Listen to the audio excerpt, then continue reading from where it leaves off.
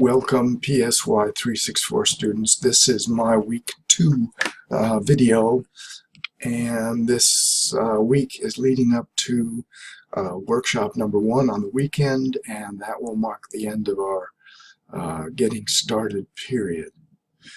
This week, first of all, let's note chapter 2 in Kilmartin opens the door on models of masculinity, and this leads me to want to comment on looking at gender comparatively, in other words, men versus women, versus looking at gender each as a whole field of study in its own right.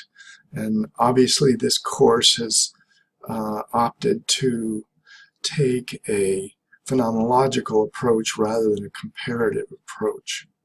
I mention this because masculinity is a major theme in Kilmartin and indeed in men's studies.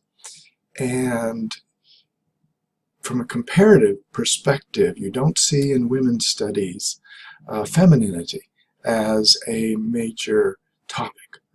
Hence, we'll discuss and consider why masculinity is salient in this men's studies area. And so introduce yourself to the those four models of masculinity. There are others that are underlined by Kilmartin, and that will be the starting point for this week.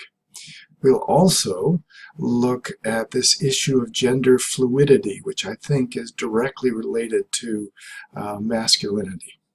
So we'll look at gender fluidity from the point of the diversity of masculinities, from the point of asexuality, and from the point of non-binary sexualities. And so we'll put masculinities into that context, which is a bit of a challenge, but I think will provide some rich discussion if we're willing to inform ourselves about these issues and take to discuss and develop our positions in them.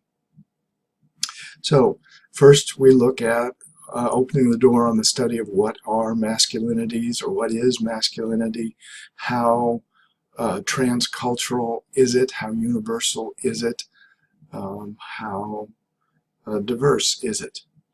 And then we will go on and we'll look at the practical question, I think, again, related to these earlier topics, which is the matter of boy crisis. There's been a great deal of literature about boy crises and a fair number of indicators from the social science literature to support at least the need for a dialogue, if not greater concern. In Maine, some years ago, there was a task force that looked at this very issue, and I can certainly link you to the main resources coming from that effort, which was about 4 or 5 years in the making.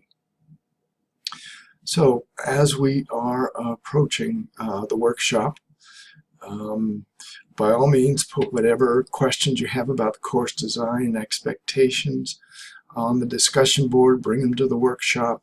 It's at the end of the workshop that my hope is that all 13 of you will have some sense of being off to a solid start in the course. I must say, at the risk of nagging a bit, that only 13 of the 13 students, only 6 have posted their plans for the workshop, even not to attend so far.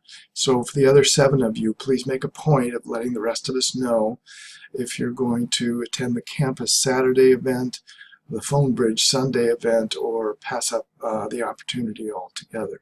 And again, there are no negative consequences to whatever decision, but I think it's a matter of courtesy and collaboration to let everybody know who's going to show up at which event. So please make a point of doing that if you haven't already done so.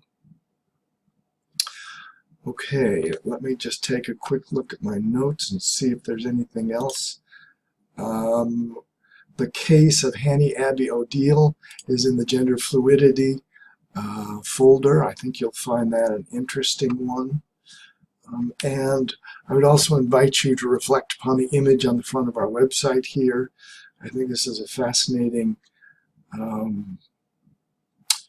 a symbol or a meme, I think, of what masculinity might require of some young men in some particular context. So more food for discussion as we approach the workshop. Okay, I think that's it. I'll keep it simple, and I look forward to hearing from you. If you have particular questions, don't hesitate to call. I much prefer the phone to email, but the discussion board has the added advantage of letting everyone know what the issues are and what fixes we make if we need to make them. So use any of those venues. So I'll see you hopefully this weekend. Have a good week.